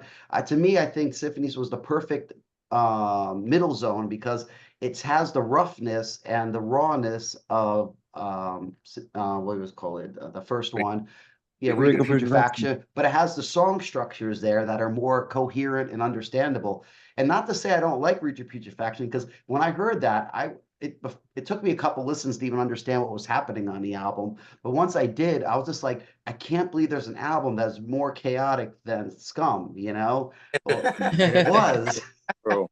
I mean, some of the stuff going on at Recaputrefaction is just so twisted and it just was fucked. I don't even know how to explain. There's no, but it was mind blowing too. But I think you know, Symphony of Sickness is a very, very important album, and you know, for my personal taste, they never really captured that space again, which I thought was great. But luckily, we have like the Peel sessions from that time with some great you know, versions of some of those songs too and stuff.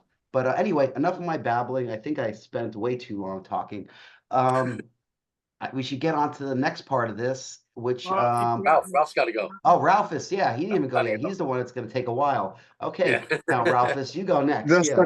Just a quick note there. You mentioned a very important person, John Peel, because John Peel hasn't it been for John Peel, there would have been nothing. That's true. Yeah, he gave a lot of those bands a chance, especially when nobody on the radio would give. We would give Napalm Death a chance, or both or a chance back then on radio, and that was their BBC radio. So it was like they're like, you know, listening to like your local pop station or something playing, you know, Carcass Recaputrefaction in the studio. What was that like back then? Like, anyway, that is true though. John Peel was a very important part of it. He was. So Count Ralphus, Yeah, 1980, sorry for missing 1989. 1989. You know, there's a handful of death metal bands that are out before them, but really, this is the first like wave of death metal. Like, you know, what like John was saying, how he seen like Entomb putting out an album. It was hard to get signed back then. Bands were around for years not getting signed. They're putting out demos and stuff. So it seems like all of a sudden in '89, bands are getting albums out and they're being signed. And it was like the early years of thrash where, you know, Nuclear Assault didn't sound like Slayer and Metallica didn't sound like Anthrax, and you know, everybody had like their own sound when there's only 20 bands in the scene. But then, you know, once there's 1,000 bands, everybody's emulating each other and it gets flooded. The scene gets flooded. But that's an important point. I'm gonna go first with Carcass. I remember first getting it. I went to Rock Fantasy with my buddy Ken Faggio from Morpheus Descends, and I was looking around, and he's like, "Oh, this band Carcass, you should get that." And I was like, "Oh yeah," I didn't know anything about them. They weren't in magazines back then, you know. So I bought both of them because they were both out at the same time, Reek and Symphony. So I listened to Reek first, and I thought it was horrible. Like my brain wasn't ready. Too. It was like, no. I'll admit it. I thought it was garbage. And then I barely gave Symphony of Sickness a chance. Then I was like tripping on acid one day, and he put on Symphony of Sickness. That sounds about right. I'm like, this is fucking godly. And he's like, yo, it's that fucking band. You said you hate it. I said, oh, I didn't listen really to this one. I only listened to the first one. And then I just fell in love with it. And I got the CD with the original cover. I never got it on. I wish I would put it on vinyl back then. But I got to say, I'm tying it. I'm pulling a fucking tie because, you know, making it 5, it's so hard. But next is going to be Pestilence and Consuming Impulses. The cassette is the CD, is the vinyl. And a quick story about learning about Pestilence was that me and a friend of mine, we went to Rock Fantasy, and there was an in-store with Creator and Corner, and Creator was like, "Yeah, we need a roadie or two." He's like, "We'll get them in for free," and he's like, "Just got to put in some cabinets." So I was like, "Ooh, you know, I'll do it." I jumped in there, and so me and my buddy went, and we moved a couple cabinets in, and then we were like, "What can we do for you now?" And he was like, "Get us cocaine." And we called some numbers, and they hated the prices because we were upstate New York. They're used to New York City prices. So anyway, we said, "Hey, we got some killer bud, and we'll smoke you up." And they were like, "All right, great." You know, so we went in there, their little van, and we smoked up a corner. Those guys barely spoke English. Blackfire was in the band from Sodom at the time, which was cool. And then we're bullshitting with him, and we're like, "Yo, so what's the big next band to like get into?" And he's like, "Pestilence." Miller said Pestilence. He's like, they're gonna be a big band. And so right after that night, I remember we went and as soon as we could, we got I got Malice Maleficarum, and then Consuming Impulse came out shortly after. But man, they were fucking amazing. And like you were saying, John was saying when Martin left, I bought Testimony of the Opposites or Testimony of the Ancients? Ancients. Testimony. Yeah. yeah, I bought that right away when it came out because I was such a big fan of the first two albums, and I was bored right away with it. And what I did is I just followed Martin with Asphyx, and I just bought all the Asphyx and I followed them throughout. But yeah, so that's my 1 and 2. So then I'm gonna go to Bolt Thrower. Getting this album, I got the CD, but getting this on vinyl back in the day was just like such an amazing thing with all this artwork and book. this booklet. And this booklet had like this like cool, really badass border art, like the art going around. And I forgot that Morbid Saint had come out with an album that year, the Spectrum of Death. But Steve Levan was good friends with a guy that re-released the album in the 2000s, and they asked me to do some artwork. It had a different album cover, but it's the Spectrum of Death. But they asked to do some border art, and I actually it's hard to see it in here, but that's my artwork on each page. It had like a different evil kind of border artwork on the CD. So it came out in 1989. It was like one of those bands that like straddled that line of death metal and thrash. And there's a lot of them. I'll mention a couple of them later, but and drum wise, this guy on drums, it was one of those drummers that when you heard his drumming, you knew it was Bolt Thrower, which you can't say that about many bands. There's not many bands that you listen to and you can guess the band from the drumming, but it's still not my favorite drummer of that era, but he was really fucking amazing. So I just wanted to mention him. So then next I got the shirt, original 1991 tour shirt. They were still putting out Altars of Madness, but I got the vinyl and the CD. But this was fucking amazing. And I'll say it right now, Trey was definitely the guitar player. He's the Eddie Van Halen of death metal. For a band to be that heavy, and every time I seen them around back then at that time, they were so tight and so clear sounding. So good. Every time I've seen them, there's not many bands that can play that brutal and heavy, and you could still hear his lyrics. They always just had a perfect sound. I remember Suffocation kind of being like that too. They just always were. Yeah, they were still. We can't forget Richard Brunel. Richard Brunel too. I mean, it's sad what happened to him. Yeah. It's kind of like Alan West. It was 2 albums, and then he tried and tried and tried, and we lost him back in 19. So it's Yeah. But number 1, I'm gonna have to go with Severed Survival. Autopsy. Nice. Unbelievable. I mean, this is my favorite Autopsy album. The Bolt Thrower was my favorite Bolt Thrower. I'm kind of like tied with Blessed Are the Sick and Altars of Madness for my favorite Morbid Angel. But so I think I skipped one, but I was supposed to say Macabre in there. Maybe I'm doing It's okay, there's a lot. there was something missing there because you have talked to quite a lot about them. Yeah, well, here's my autographed copy of Gloom on vinyl, and the CD came with Grim Reality, and then it had Gloom in there too. But quick little story about that is I quit school in like 10th grade, and I was after 10th grade, and I was going to Bosie's, and I was going there with Gary Day from Primeval, and we had a box radio. It was like a 40-minute ride from our high school to Bosie's, where we were taking like a trade. And we would play shit all the time on there.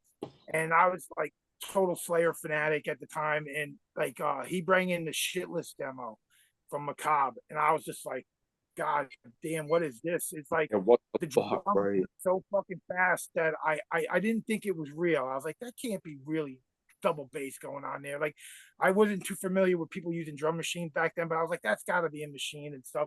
It was a next level. Like the bar was raised with that. And it was raised again with Pete Sandoval. And I remember at first it was like Slayer, Rain and Blood. Then it was like, Death wasn't like the drums weren't what really pulled it, but they rose the bar as far as heaviness. But then when I heard Macabre and then Morbid Angel, they set the bar again. But his favorite drummer for me is Dennis the Menace. He's just phenomenal. I still blown away whenever I listen to that early stuff. But for him to play that solid and that fast at that time, there was no one like him. Game changer for sure. And yeah, and I got a bunch of honorable mentions when we get to it, but that's pretty much it. Cool. Okay, well, I don't know, what do we want to do next? Do we want to do the I mean, we have which band has been the most influential? Which continent really was quick, I forgot that I didn't say a bass player, but oh Steve yes, that's right. Steve DiGiorgio plays bass on this. He's not Oh. credited, like he's not in the picture, but Steve DiGiorgio was unfucking real on this. And I think it really puts this album, it makes it my favorite pretty much because of his bass playing. And for vocals, I would say Lance from Macabre, because when I used to hear him and I didn't see videos of them, I always thought it was him and the bass player singing. I didn't realize he was doing the high vocals and then doing the low vocals at the same time. So when I realized that he was doing that, that just blew me away. But Dave Vincent was amazing too, to sing that heavy, but you could hear his words. And even Autopsy, Chris Reifert, you could hear the lyrics and stuff. Really cool. So all right, sorry, that's it. No, it's all good. Yeah, well, going with vocalists back then, it was good because they weren't necessarily all sounding the same, where it started to get for a while. Everyone started going just the lowest and the deepest kind of contest. And back then there was still variety, which is important. I think that's part of what made that time period good, is because death metal bands all didn't sound the same. They were all coming from a place to get to where they're at. They all had their own influences and stuff. It's actually one of the downfalls now. What's that? Thrash was the same way in the beginning.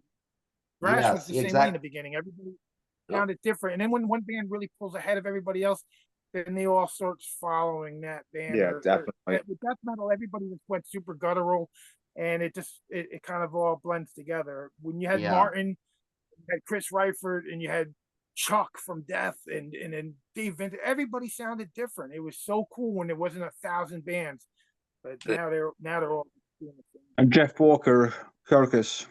Yes. Oh, yeah. Those vocals. Yeah, and even Bill Steer with his pitch shifted vocals. I mean, that was super cool and original at that time, But okay, I don't know. I guess I'm just gonna go around real quick, and we could do like which band is, say, the most influential. If you think America or Europe was most important. For me, I really don't care, but it's cool to do anyway. And then let's see, and what your opinion is, if you think 89 was the best year in death metal. And besides that, if you could do like honorable mentions or just whatever the heck you want to say. But we'll try to go through this, and we'll start with Steve here, because I know he has something to say. Yeah, I would say that 89 definitely wasn't the best year for death metal. It was a great year. There were a lot of great albums, but it was very, very early on in what would become a much bigger scene later on. And I think that like 1990, 1991, 92, like you're talking like, just because the amount of bands that put out releases that were more true death metal, I would say that those would better qualify for being a top choice for death metal releases as opposed to 89. As far as Europe American goes, I mean, that's something I never really consider so much, because I love bands from all countries. I mean, you got to throw Canada into the mix there. I mean, we could just keep going on and on with that argument. So, I mean, I don't feel as though, I mean, there was a lot of influence from both sides. You got it, with Morbid Angel coming out of the States, and then you had, Bolt Thrower was over in England. You had Carcass over in England. I mean, you just, there were so many bands back then that were just starting to form. So, yeah, and I guess that's about it. One other album that I forgot that came out. Didn't Morgoth put out an EP that year? Yeah, the red one. Yeah, that was really good too. It was only like 4 songs, but 4 or 5 songs, I recall. But that's another one that I forgot. And I guess that maybe I should have done my homework a little better for this show, because maybe my choices would have been different. But I could still, I mean, what I chose I still love. But yeah, there was a lot of other stuff in it. Just I don't know. It slipped through my, just went. I smoked too much It weed. happens. Well, never smoked weed, but yeah. So maybe next time I do a little bit better homework. It's all good. Okay, Frank, you're next. So a playoff of what Steve just said too about 1989. I guess it was more of like the teaser or the preface for what was to come the next couple of years, because it definitely, like I said before, it laid the foundation. But I mean, the next couple of years were just explosive on everything that came out. I mean, that's really where, like, the heart and soul of death metal came. So that's what I would say about that. In regards to Europe or America, as far as the sound goes, I mean, I'll say America, but I listen to so many European bands or South American bands. You can't really like just pigeonhole things like that. But there you could tell where the bands are from. Like as death metal grew, like you could tell what region that sound was from. I mean, Florida death metal is a particular sound, Well, I think though at that time it was like that because without having the internet cross, like, everyone having the same access to all the influential stuff, like the same exact influences back then, it was more segregated where New Jersey and New York bands had the influences of bands that might have played here or stuff we can get available here. Florida had their local bands that influenced them and their local scene. Same thing. That's why you had a different thing going on in Sweden, say, at the time, because they had their own set of influences. I mean, some of the same, but some are, it's like not identical. Not like everybody was 100% drawing from the same well. So that had a lot to do with, I think, the 80s. Well, really, music, anything earlier than 2000 or somewhere around the 2000s, where you actually had to go out and buy music, or go to shows to see stuff. You couldn't just see something on video or just just download it or listen to it on YouTube. So that had a lot to do with distinguishing each area with its own sound, and then it would like get cross mixed with other things. Once you heard the say the Swedish sound, you do it in a US version of it or whatever, add some of that influence you got from it. But it wasn't so like now it's almost immediate. Like everything comes out and everyone knows about it. If it's a hot thing, everyone knows about it and everyone's influenced by it. And it's almost like takes what took like 5 years to happen in the music scene happens like that now, and it actually ruins things a little bit because it does. I think it stops some of the personal creativity because people get caught up too much in just trying to mimic their favorite stuff or try to fit in with the trend. But that's my personal rant. It's like quantity over quality. Yeah. Yes. Yeah, no, I could definitely say that too. Like I can remember I used to go to Sam Goody and Tower all the time, and I tell my 14-year-old that we used to go to stores to buy music. And what are you talking about? Oh, I can still say my iPhone. So I could definitely see that. But just to finish up, just influential, Morbid Angel, definitely. Like I said before, they set the standard, and so many bands have tried to be them and be just like them afterwards that it kind of like, I mean, that's so diluted at this point. But I mean, from their artwork to their stage presence to everybody and their mother playing at BC Rich now. Like, have you seen what Ironbirds go for on Reverb now? It's crazy, So it's they definitely set the standard. Yeah, I could agree with that. And the only band that did a pretty good job of getting to that Morbid Angel, as far as riff wise goes, is probably Angel Corpse. With capturing that old sound. But really, if you really look into the complexities of Morbid Angel, I don't really know any band that's ever like really, really copied, say, the meat and potatoes of it. I mean, not they might have copied some of the attack well, I think Angel Corpse did, but as far as it's still to me no match to alters and formulas and stuff like that, in my opinion. Even though I do love Angel Corpse. What were you gonna say? I don't know, bro. Those Angel Corpse the best shit, dude. I don't know. I'll put them right up there. Morbid. I love that Morbid, but wow, that Angel Corpse. But I know what you're saying. Yeah, I mean, I think Angel Corpse is great, but you know, I still think that maybe Morbid Angel still was the creator of it. They're still following in the footsteps of it. And it's not that it's bad at all, but it just there's something about Trace playing that you just cannot 100% copy. I mean, it has to be even hard for the guitar players in the band to copy or to play along with him because he's such a absolutely player. Definitely. His riffs are fucking really like they're off kilter. Yes, yeah, exactly, which makes it awesome. I just want to thank you and Ed for giving me homework. So now I have to deep dive into Angel Corpse and Pestilence. So thank you. So you won't be disappointed in Angel Corpse. Oh yeah, you won't be disappointed at all. You're gonna go, what the fuck? Loading in my phone right now. Awesome. So okay, well next we'll go. Oh, go ahead. Are we going in order? I don't. Everybody was just talking, but you're going in order. Yeah. I mean, you could talk if you want, Calvert. Obviously, never mind. Well, I just was gonna say, like, to me, Carcass is the most influential because there's a million gore grind bands out there.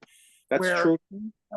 Morbid Angel is the band that people wish they could play like and be like. But I was gonna say the same thing. Angel Corpse was the one band that came to mind. And I remember Behemoth when they put that Here and Beyond album out. I liked it so much because it reminded me like they were going in a Morbid Angel type of direction. So that was the other album. But I don't think they really went with that sound after that. That one album kind of went in that Morbid Angel range, you know. But Carcass, there's so many gore grind bands out there now. So I think they're the one that people like try to imitate the most. Yeah, that's a good point. Definitely. Yeah. That's you're probably right. I'm using my own bias, you know. But okay, well, let's go with Tony Dio. I can't really say anything that hasn't already been said. I mean, I agree with Steve Levan about the year. I think the coming years between like 90 and 92 were pretty much the golden age of it. As far as influential, I was going to say Morbid Angel for sure because the look, the sound, everybody seemed like they were trying to go in that direction. And as far as USA versus Europe, I would go with USA just for the whole Florida death metal scene. It seems like that's where you had bands coming from other countries to go to more sound to record. It seems like that's what, you know, they were kind of setting a blueprint there. Okay, we got to get that sound, so we got to go to Florida. Yeah. You know, sunny Florida to get a really dark, evil sound. Yeah. and Cannibal Corpse and Malevolent Creation both moved down to Florida. Yep. Yeah, yeah, that's true. Oh, yeah, I go with USA on that too. I mean, Death, Macabre, Autopsy, Morbid Angel, Cannibal Corpse. It goes on and on. Yeah. Totally USA for that. But you know, with thrash and traditional heavy metal, then I would probably say different. But okay, well, Tracy, anything to add? When you're talking US to European, at least from our perspective, it's definitely US at this point in time. You give it another year and a few months and the whole story changes. You know what I'm saying? Yeah, it's true. I see where you're coming from. Yes, yeah, it's definitely a basis. And actually all bands that we have listed have been influential in one way or another. You know, with the Pestilence, it has the doomy edge. You know, again with Atheist, it's got definitely that more technical side, but again, not blown out, but blooming. And that was the essence of what that album was really about. And I think with Morbid Angel, it was more the structure. You know what I mean? It, you know, again, comparing Angel Corpse to Morbid Angel, it's definitely more structured in its play, where I think like Angel Corpse has definitely got more of that organic feel. You know what I'm saying? Yeah, makes sense. I get it. Cool. Okay, well, who we at now? Ed Varsity. All right. as far as USA and Europe, I'm split between the two. In 1989, both Europe and USA had the best bands. So did South America. They had a lot of I great know. bands, more underground bands. But if I had to pick one, I'd probably lean towards Europe in '89, just because I think some of the bands are a little stronger, a little more influential. But the US bands were exploding at that point. Another year by '91, it was the US in general. As far as the best years for death metal, '89, no. '89 had a lot of the pivotal, influential, pioneering albums that came out, like all the albums we mentioned. But I think '91 is the biggest year for death metal. That's when it exploded with just countless bands. All the bands that me and John are friends with and grew up with, all friends of ours. So and all the big bands, it was just, and then Roadrunner, they saw the RC label, so that was the biggest year. What was the other? Yeah. What was the other question? Best year? Oh, influential bands. Morbid Angel, of course, the most influential, but I think Obituary. When that album came out, Slowly We Rot, it was just so heavy, so slow, and it just created a whole new scene of death metal, of the slower, really ultra heavy death metal. But all the bands, they all pioneered new genres and created new sounds that bands are still copying today and following. So it was a hell of a great year. I could sit here for another hour and go about more albums. So I'm not even going to mention I honorable know. mentions. There's so many great albums. Totally. Okay, so I think we're Obie's last on this one. I want to do honorable mentions last. Oh, Yeah, okay. We'll let you do honorable mentions. It's okay. Don't worry. I gotta do something I forgot to do. I gotta do Miles of Metal's pick. Oh. His top three, because there was top three before he changed it now, and Realm of Chaos is his number three. Severed Survival is his number two, and Ultra Madness is number one.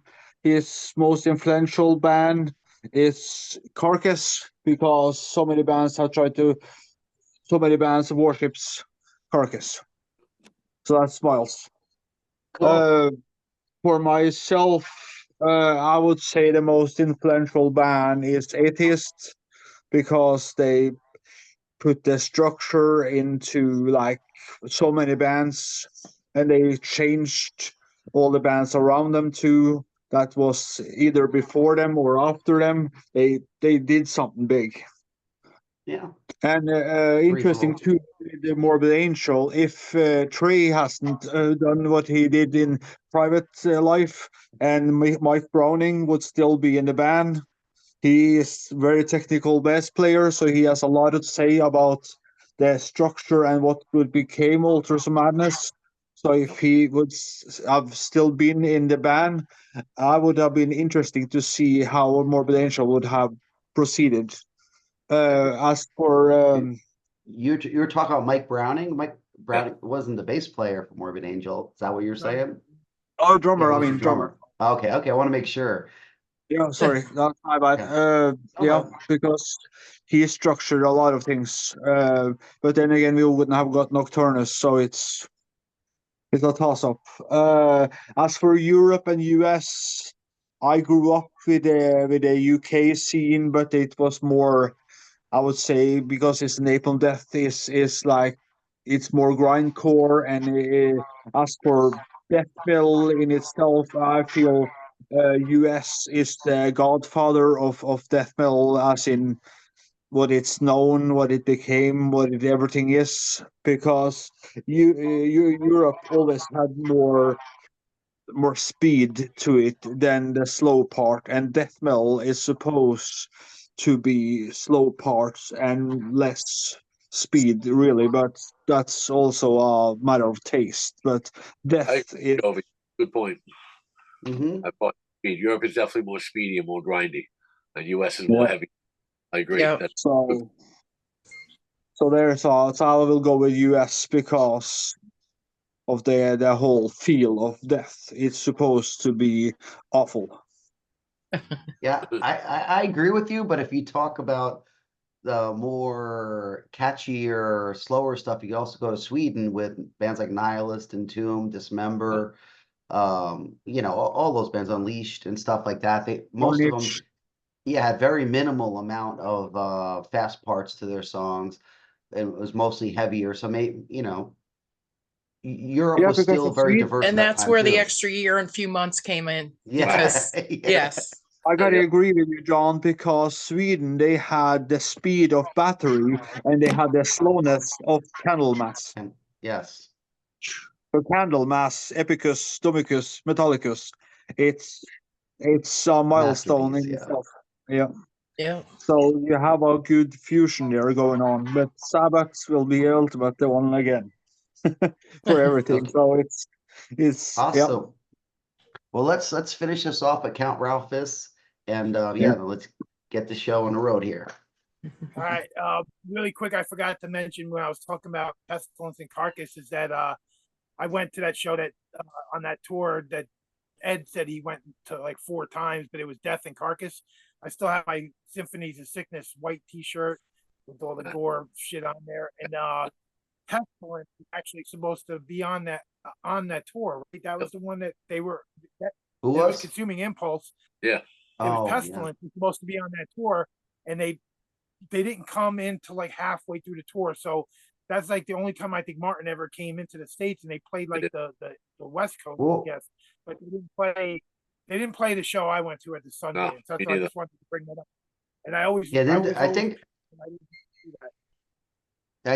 when I did an interview with Marcus, he told me that I think they came in Detroit of all places, like Somewhere Blondie's in in the Midwest. Detroit. Yeah, Midwest. They Had they some started problem that. getting into the country. But yeah, I was always pissed that I didn't catch that because I love them.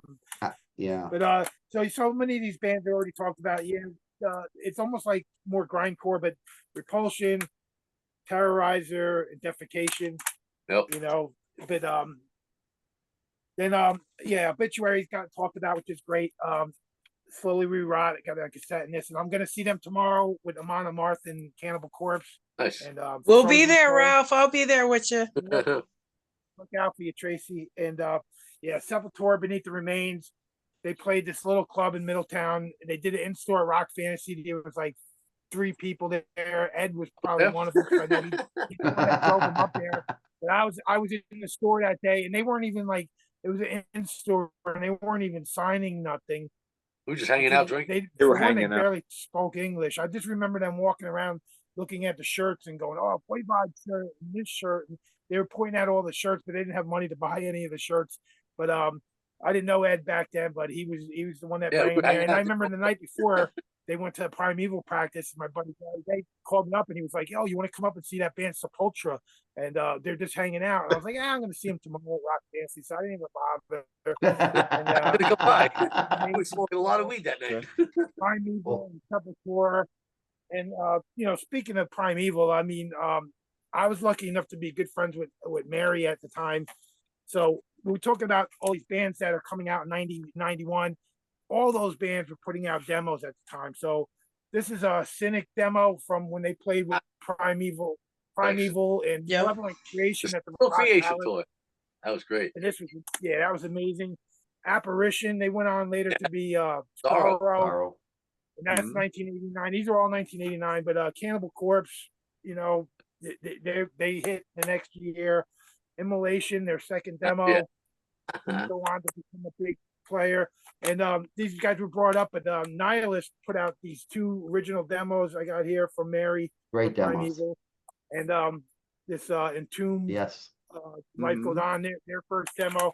So a lot of these bands are they're all about to break, and there's a ton more. I'm sure Ed really dug through his collection because I have one of his old magazines, and so many great demos. he's reviewing these demos like before I even knew these bands existed, and he was like reviewing them back then. So Ed's got that old school. I'm sure his collection's amazing.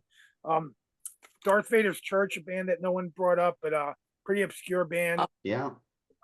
BBC, really fucking cool shit for back then. Morgoth, but not this album, but this tape when it came out out with the Resurrection Absurd. It's kind of on the back of this, but it's an EP that came out. But then when the cassette came out, it had Soul Things on there. But Morgoth is such an amazing band. They were like the answer to Death back They, yeah, real Devastation, they're one of those- real quickly with that Morgoth thing. I'm sorry to interrupt, but to me, that Morgoth album No. was the death album I wanted instead of Spiritual Healing. Kind of like the answer to death, right? When I got to see them around the next album, the Cursed album, they came with Creator, the world stage, and Biohazard was on the bill too. But yeah, Devastation, they're one of those bands that, you know, they would tour with Death and stuff, but they were kind of one of those borderline thrash death bands. Rigor Mortis, Freaks, EP, Righteous Pigs, Live and Learn. Great This is, one. Paris. Wow, nice. And this is one that I know John probably wanted to make this an honorable mention, but probably forgot about it. But Sarcophago, Rotted. Oh yes, Sarcophago. Yeah. Yeah, I didn't know what year that was. Yeah, 89. Probably recorded early, but that's when it was released. Some 7 Inches, Atrocity, Blue Blood, Acheron, Messinor, and that's Fallen Angel 7 Inch was recorded in 89. But yeah, that's cool. That's it. That's some of the other things I had people already talked about, but that's it. The Nice. German Awesome. one, the German band Blood with the Impulse to Destroy. Was that anything in the US? Yeah, that was on Wild Ride Records. We had that released on, I think. I got the next 3 albums, but I looked in my collection for that, and I was like, oh, I don't have that. There's a couple things that I thought I might have had, and then I looked, and it was like, oh, I didn't get that one back then, but I had like the next release or whatever. Cool. Okay, well, I guess we can wrap this up because we can go on forever chatting about this stuff. Is there anything, anybody have anything going on that anyone needs to know about? Any shows or anything? I've got my Rage of Armageddon Fest, August 31st, at the Brooklyn Monarch in Brooklyn, flying Darkness over from Germany. That's First awesome. time ever in the US. Cannot wait for that. They're doing a special Death Squad set. They also just put out a great new album. Also flying Daytona over from California. First time they've ever played in New York City. Their new singer, Tina, is fucking amazing. She does what nobody else could do and sings like Dawn Crosby. It's going to be fantastic. Bringing more Saint back, bringing Deceased back. Got Blood Feast, Wrath 40th anniversary show. Another Demon are opening the show for me. Woo! Abominage from Virginia. It's going to be a hell of a great night. Just one day, Rage of Armageddon 7 Fest. Tickets on sale. Everybody, that should be one day. Yes. And you get to hang out with me, Ed, and Frank. Hell you go. Hell yeah, man. There you go. Hell yeah. Awesome. I would go, but I'm going to be coming back from Europe that day. It's a bummer. I'm just going to miss it by a day. I'll be joining you guys. All right. You've got American dates coming up, correct? Yeah, we have some dates we're doing with Ringworm and Ascended Dead. And we're playing the Milwaukee Metal Fest and doing a couple shows in Indianapolis, Cleveland, Boston, New York. Let me think. Be there. Was it Raleigh,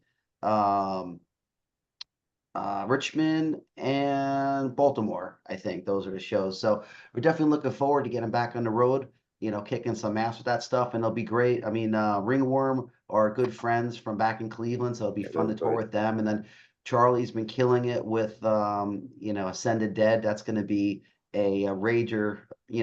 They're going to rage it every night for sure. And another thing too is that Charlie's going to be playing drums for Morbid Angel on their upcoming Devastation on a Nation tour, which I'm really happy for him on that. That's super awesome. He killed it last time he was playing drums for him, and I'm sure he's going to kill it again. So hell yeah. John, you're also playing a show in Norway with Left to Die, and supposedly it's sold out, and Obie didn't get a ticket, so you got to put Obie on the guest list. Really? Oh, man. Yeah, we'll see. I'll think about it. I'll think about it, You just let him be a roadie. The whole tour that's sold out already. Just let him be a roadie. If possible, I'll try. I'll meet him outside and try to talk to him for a few minutes if he comes out. I'll carry tell him how the show was. I'll tell him how the show was. But no. Yeah. Maybe you could sign his ticket stub or something. He's sold out. He didn't get a ticket. He needs to get on the guest list. Well, the information came out today or the last couple of days, and it's sold out. Everything else, Sweden, Denmark, everything is good, but Norway sold out. Nice. Oh, well, that's awesome. Good news. I didn't know about that, but that's good to hear. Yeah, you play at Revolver, right? It's kind of a part of Rockefeller, What's where that? Inferno. You guys play at the Revolver. It's part of the Yes. Inferno Festival, one of the venues for Inferno Festival. Yeah, I've been there once before. Yeah, that's cool. Awesome. Well, anyway, yeah, how do I finish this? I don't even remember what I'm supposed to say, but thank you everybody for being part of this. And yeah, there's a lot of great metal that came out at that time, a lot of killer death metal, I guess I should say. And like and subscribe to the channel. And I don't know, words of wisdom is don't be a poser. And we'll see you guys soon. Thank you guys for dealing with me on this. Okay, it was great. Thank you for Have a good doing the night. show with me, John. John. Thank you. Good night.